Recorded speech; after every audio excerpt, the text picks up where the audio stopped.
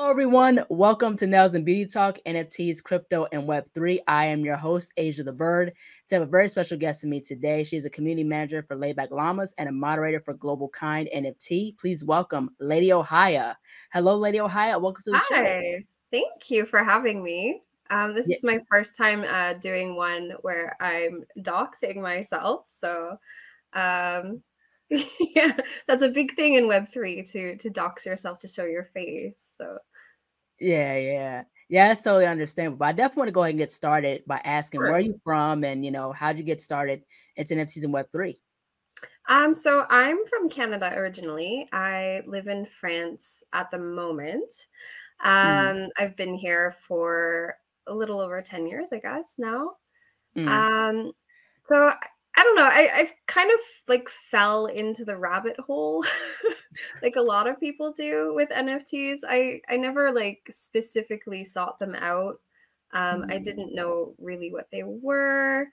And I sort of got into crypto because I was looking for a way to invest a little bit of money.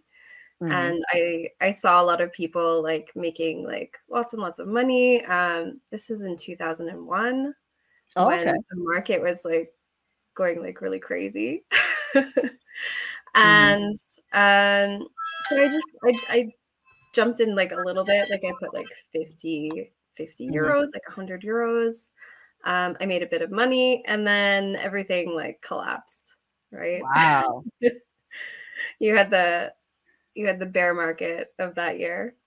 But then it started to pick up again and I actually made some profits. I'm like, okay, what am I going to do with these profits?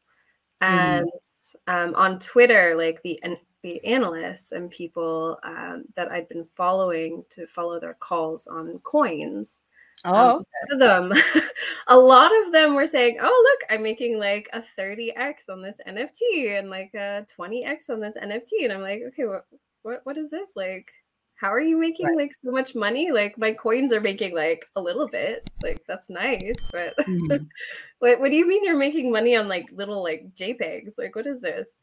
And yeah, I just sort of jumped in. I started following people on Twitter. I started like researching, and then I just decided to go. I researched some projects. There was Rarity Tools at the time. They had a calendar. This is how people like found projects at the time. This is like a year ago. And I found a really cute one. These little like, yeah, I found a really cute one, these little sloths. I learned very quickly the definition of a rug pull. My first project that I minted was a rug pull. But yeah, that's how I started in NFTs, and I kept going. I didn't let that stop me. So that's sort of like my introduction of how I first started anyway. Wow, that's really, really cool. Now, like, tell us about like your art. Like, how did you get into art also? So my art is like, I don't know. I've been trying to think of how to explain my art to people because it's something that I started very early when I was a child. I was looking back, like I have art from maybe when I was like 9, 10 years old. And I was already doing these kind of mandala kind of creatures, but they don't look like mandalas like they do now. It was like mixtures of shapes and stuff, and I would like create these like little characters, and they were very simple, like a child's drawing, right? Because I was very young, and I don't really know why I started doing art like that. My father, he had very nice like felt like black tip pens that were like so nice. I developed my own style. And where did I get it from? I have no idea. I don't know if I'd seen some Indian art or some Native American art. I have no idea. Too long ago. Okay. Was there any artists that you looked up to, like growing up, like, in regards to art possibly? Not really, no. That was never my focus in school. I'm completely self-taught. So I never went to school for art. I was never like the really artsy kid in school. I've always been artistic, but Mm-hmm. it's never been my focus. Or Mm-hmm. it wasn't. It wasn't when I was a child. I was kind of like into everything. I would write stories. I would do a little bit of art. I would do a lot of different things like that. Mm-hmm. And yeah, so why why did I get into that art? Yeah, I don't know. Who are my influences? I don't know. Oh, okay. That's totally understandable. But yeah, but I think your work is pretty good. And I've seen that you have some of your work Thank as you. NFTs. So what has been the journey been like just having some of your artwork as NFTs? Oh, it's really crazy. Like, I had an Etsy store like 10 years ago, 5 years Mm-hmm. ago, and it did okay. I was selling like a few of my drawings. I was selling coloring pages when like coloring, like mandala coloring books were really popular. Yeah. But like I've sold 2 NFTs, and that's already like brought me more money than I ever made with my Etsy shop, with Wow. drawings, just with two NFTs. So it's like it's a very different world, NFTs, because then you're creating something that's forever, right? Right. Whereas like if you buy stuff on Etsy, it sort of like disappears into your computer, and if your computer dies, like Mm-hmm. and you don't see it again, right? Like you have Right. no connection. You can't see what people are doing with it. Mm-hmm. You have no idea if like somebody bought your coloring page, if they colored it in, right? Right. Right. You have no connection to your work, right? Whereas with NFTs, you can see where they go. You can see who buys it. You can see if they resell it, if they list it, and you can see like the whole history of that, which I think is really cool. And yeah, it's been harder, like completely digitizing and making sure everything is perfect, because Right. NFTs are like that. You have to make sure that like all the lines are perfect. Like it's much more intensive, the work, but it's Mm-hmm. fun. Yeah. That's really cool because I see a lot of artists, in Web3, looking at, Twitter, people Mhm. getting into NFTs, selling their work.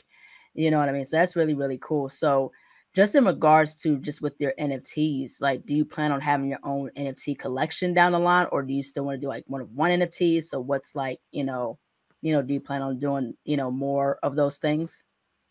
I mean, I having worked with the Laid Back Llamas and having been an advisor on one of their projects, I know how much work it takes to do a collection.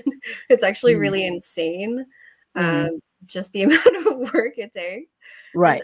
I know I don't have the time to do that right now, to do like a whole like PFP collection. I don't think is in my immediate future. Who knows? Maybe in like a few years. Mhm. I have more time. But one-to-one art, yeah, definitely. I definitely want to do more. Mhm. It's hard because I also work in Web3 as, like you mentioned, as a community manager and a moderator. So it doesn't leave Mhm. me so much time to do my own art, which is the only problem. Yeah, that's so understandable. But I definitely want to switch gears into Laid Back Llamas. So, Okay. you know, with your position with community manager, like, what is it that Mhm. you do for Laid Back Llamas as community manager? I do a lot of like day-to-day operations. I do a lot of the little things Mhm. that people don't notice. I I make sure that the community is healthy. I make sure that everything on the Discord is working. That people are Mhm. fine on Twitter. I'm like following like the whole herd, like wherever they go, just making sure that everyone's okay, right? Mhm. Just making sure that people are happy, like that there's like not too much like criticism, like and to obviously talk about things that aren't working. And Mhm. I do a lot of behind the scenes things like conversations. I do quite a bit of collabs.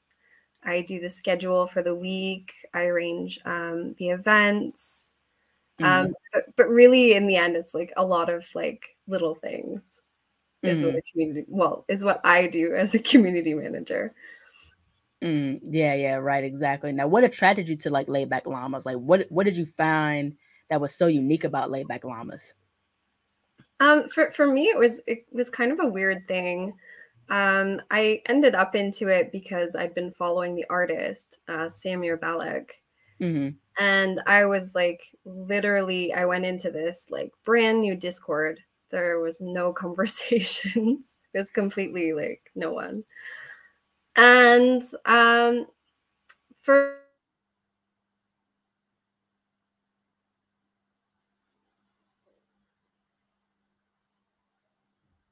directly, like right away, there was like that connection.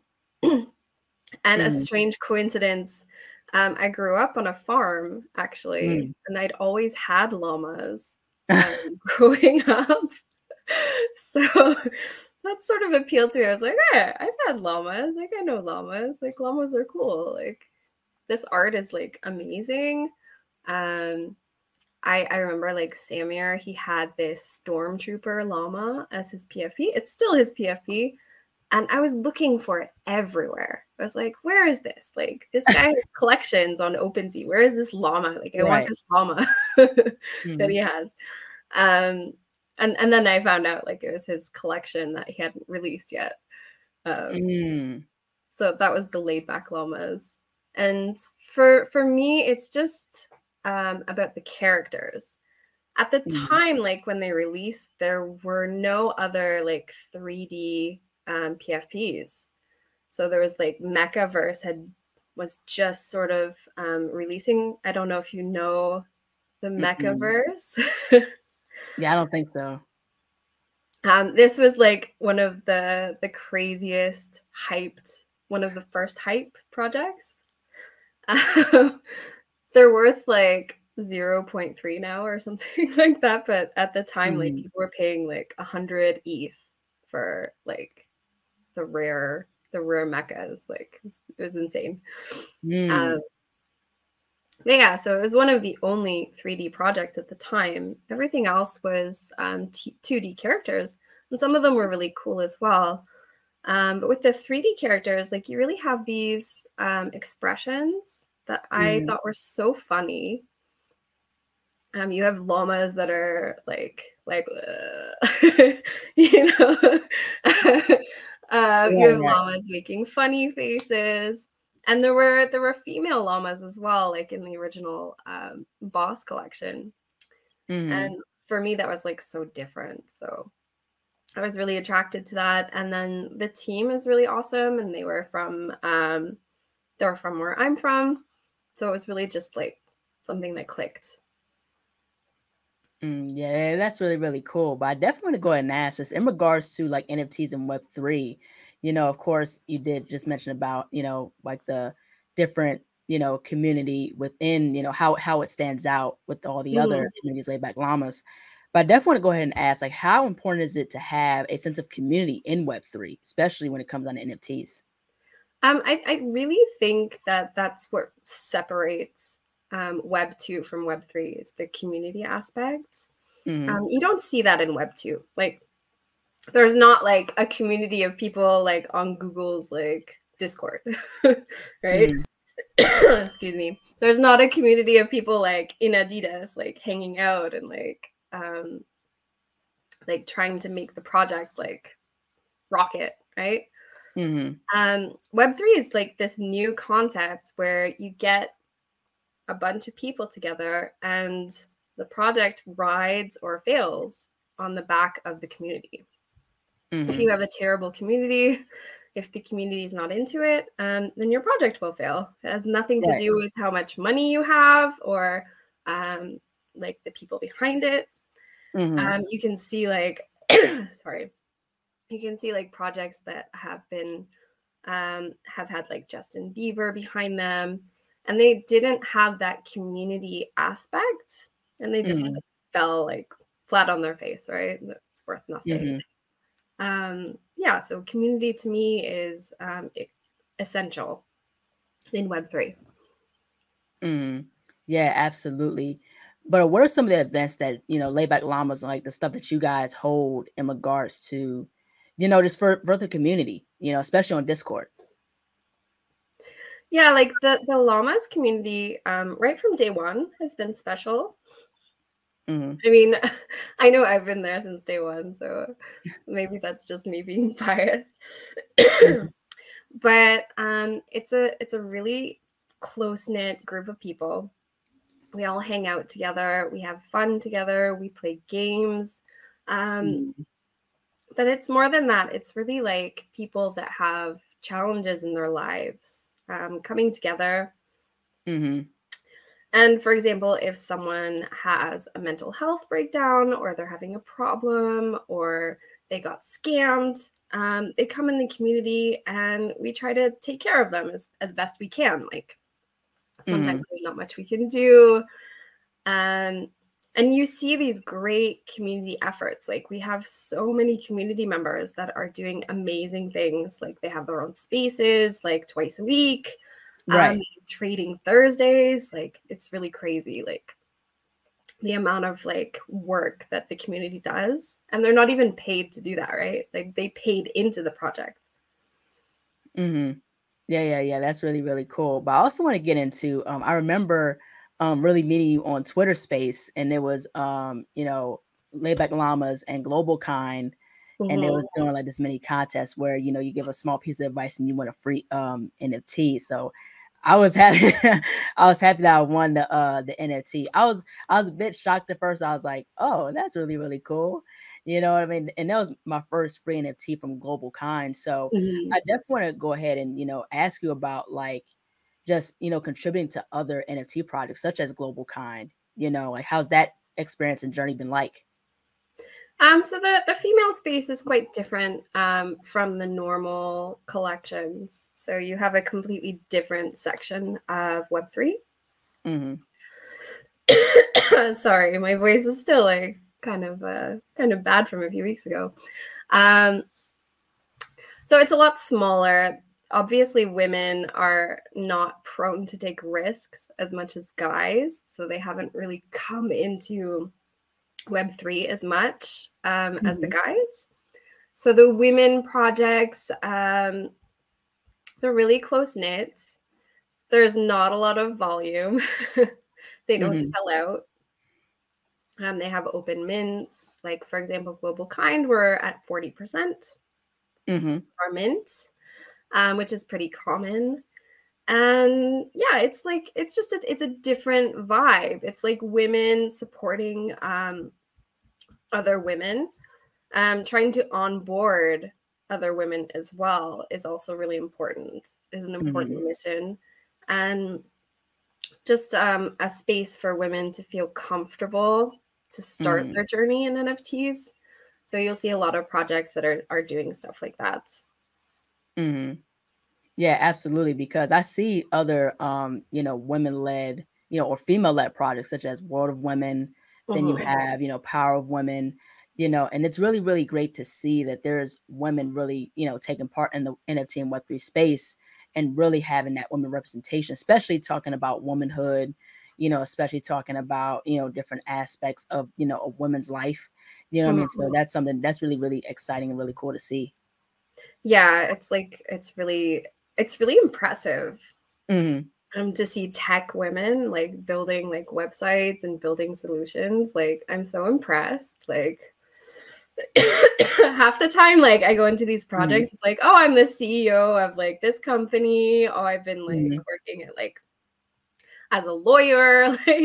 Like you have Hmm. these powerhouse women, and you're just like, whoa, like they're doing amazing things. And even just normal people, like I've seen so many parents like come Hmm.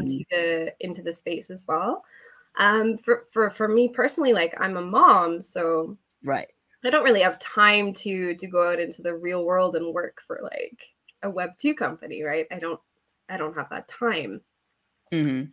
But Web3 is an opportunity, especially for moms who are at home, Mhm. to sort of like take charge of our lives a little bit more. We can be part of something, we can build, and we can still like look after our kids. Like for me, Mhm. that's really cool. Yeah, absolutely. Because that reminds me of MetaMoms, and MetaMoms, another NFT project, is led by two moms. I had a chance to talk with them a while ago, and I just love what they're doing as well. Having a representation like of motherhood, but also talking about women's empowerment and women's education. I think education is very important, but also too just with the Twitter Spaces as well. People are covering mental health.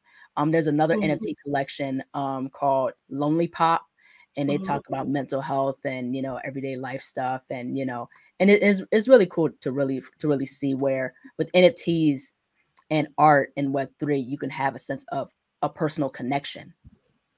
Yeah, and like you see, like with Global Kind, so you can do this as well. You can go in their Discord. We have you can have access to the Kite app, which is a mental health application. They also have access to a meditation application, which released like a couple of days ago. So you can have access to all of this information and this help just for owning like a $20, like $30 NFT, which is like really cool. Yeah, that's absolutely really amazing.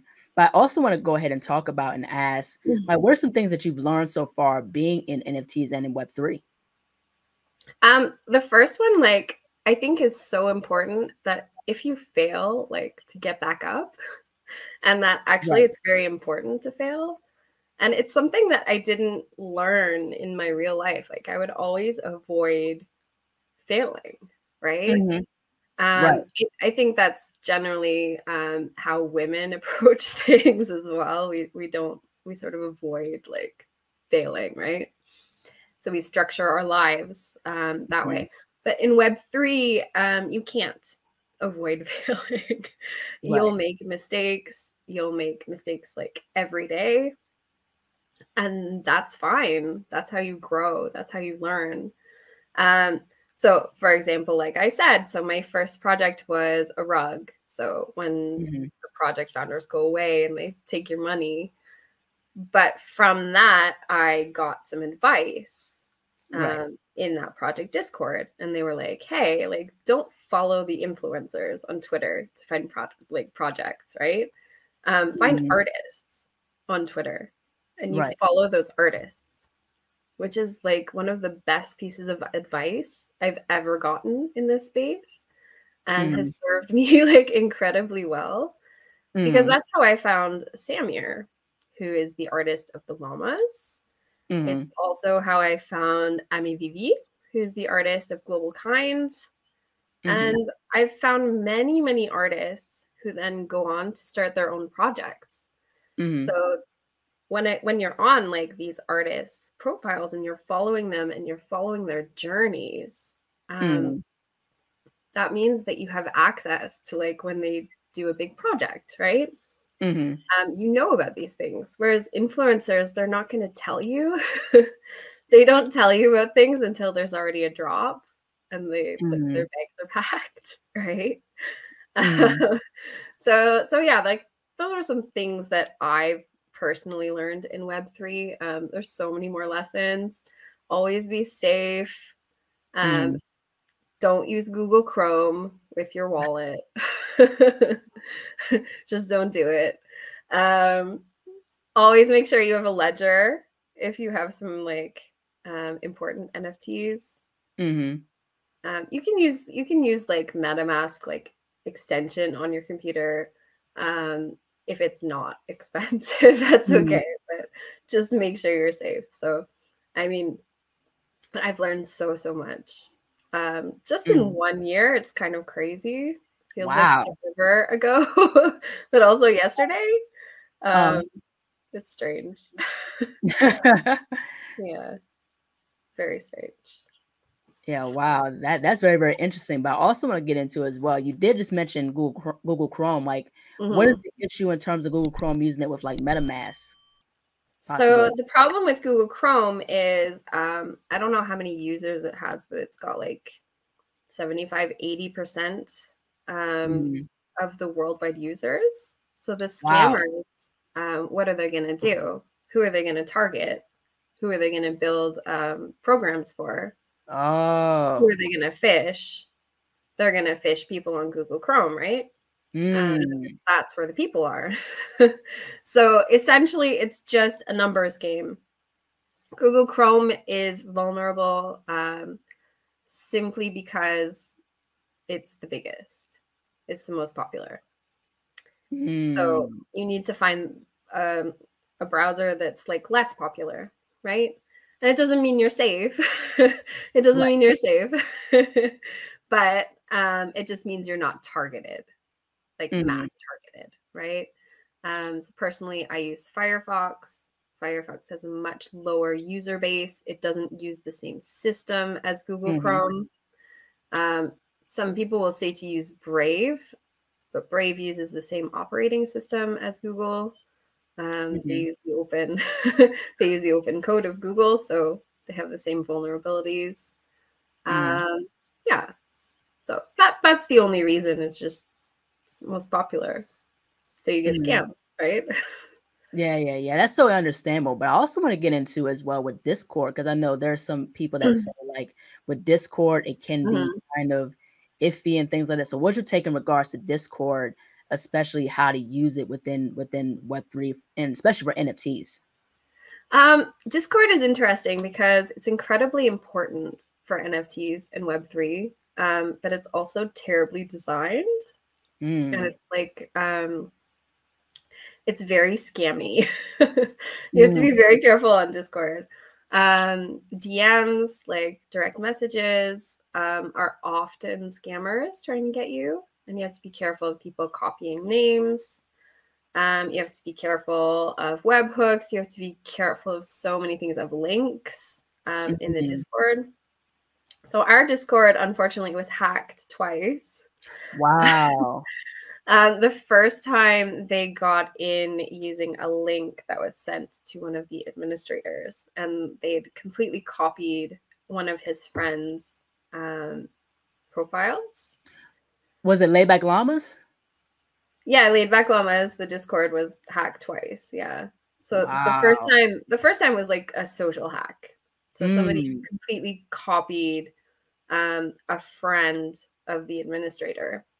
They copied the picture, the name, and then they sent them a link, like to a Google document, right? Wow. So, I mean, that was the early days. So what do you do? Like, if you get a link from your friend to a Google Doc, what are you going to do? You're going to open it, right? And so that was the first time. We got it back. We were able to get it back. They took some money from a few people, unfortunately. I believe we paid it back. And then the second time they got in using a webhook. Very complicated, complex, right at our mint, like right when we started minting for the Laid Back Llamas. So during the mint, we had to delete the Discord completely because they were like they were 100% in the Discord. So we had to delete it. Completely and start again. So we're on our second Discord.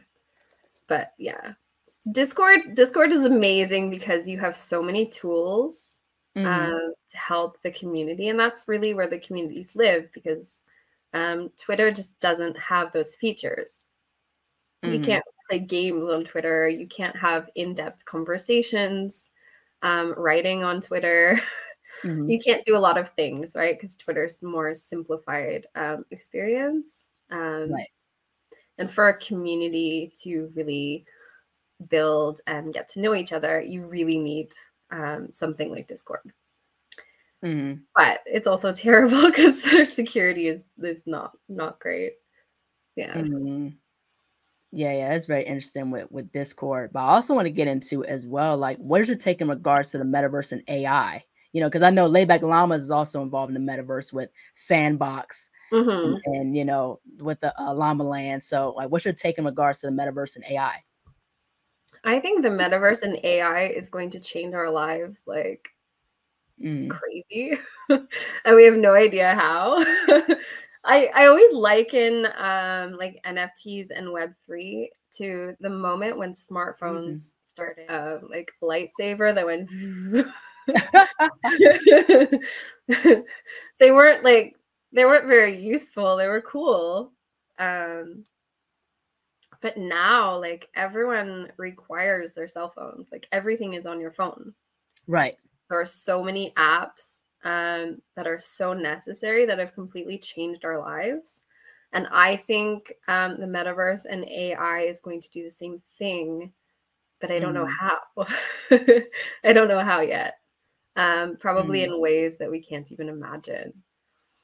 Yeah, it's very interesting because, like, with AI, they have this robot that can, if you give it keywords, it'll draw, like, a realistic picture of based on your keywords.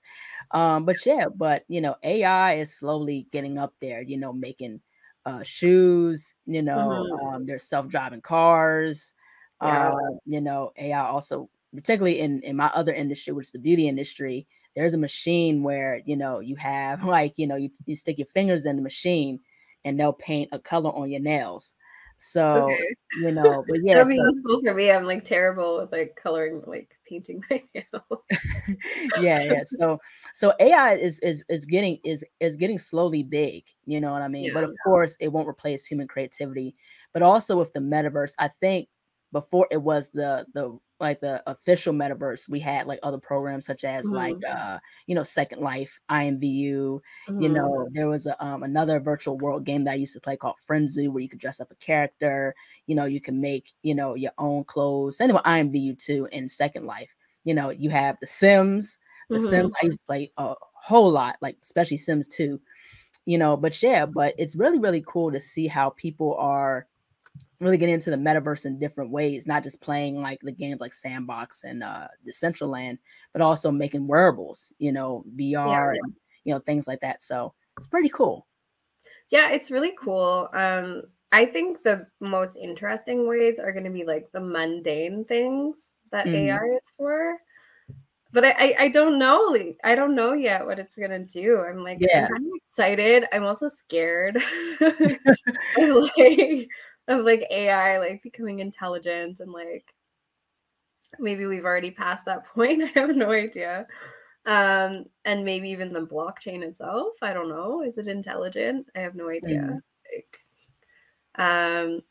I think the most interesting things are going to be the mundane things that AI like does, and you're gonna start seeing like in the near term anyway, people using their NFTs kind of like they would in like Pokemon Go, like you can like play like games and stuff. Right, exactly. In that way, you can use your NFT to go to a meeting, right? You can use your NFT like for music videos. Like you already see like Eminem and Snoop Dogg, they're using their apes in their videos. Yeah, Bored Apes.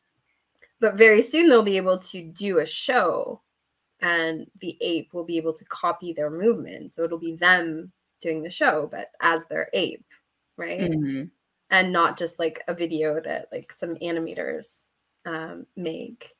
So, I mean, that's something that's going to happen probably soon, maybe in the next few years. But like 5 to 10 years, I don't know. Like, I think it's going to be crazy. Yeah. I think it's going to be very, very interesting. Now, in regards to, I know you've been in, in the Web3 and NFT space, but I definitely want to also ask, like, do you plan on really staying within NFTs and Web3, or will you eventually venture into somewhere else, possibly? I don't know. A year ago, with like, if you asked me, like, would I have a job? Would I be like heavily into Web3? I would have been like, what's Web3? What is that? Like, oh, like NFTs, oh, some JPEGs. I don't know. For me personally, it's a reflection of my skill set and things that I'm good at. So I probably will stay in Web3. But I don't know. The future is unknown. Yeah. We'll have to see. Who knows? This is opening up like all these avenues like I never thought were possible. Last but not least, where can people find you on social media? And also, tell us about any upcoming events, with Laid Back Llamas possibly. So my Twitter is Lameach, like Lameach. I'm also known as Lady Ohia. That's my name on Discord. It's also my name on Twitter as well. For the llamas, so we actually have a Halloween party on Monday. If anyone wants to come in our Discord, we're gonna have a fun dance party. We're also we also run events every week. So there's different things to do. Every single week, we have Rumble tournaments, we have sandbox meetups, we have lots of things going on. We have our spaces every week. So we have our trading Thursdays with High Speed. We have our Lit Llama show on Wednesdays and Fridays, which is really always fun. We also have a new one that's going to come up soon with 3 blue llamas, so European spaces. They haven't decided on a name yet. It's coming. There's always lots of stuff happening with the llamas. All right, that's really, really cool. Well, thank you so much, Lady Ohio, for jumping onto the show. This is a really great conversation. I love your mandala work. I love the mandala, pieces you did with the llama. So I thought that was really, really cool. Yeah. Well, thank you so much. I really enjoyed this conversation. Thank you. That's been really fun. Thank you for inviting me. Yeah, you're most welcome. Take care. Bye. Bye-bye. Hello, everyone. Thank you all so much for watching. Please like, comment, share, and subscribe to the channel. Be sure to click the bell for notifications. Also follow me on my social media platforms and visit my website, ASIATHABIRD.com, and be on the lookout for more interviews involving Web3, NFTs, crypto, and the metaverse.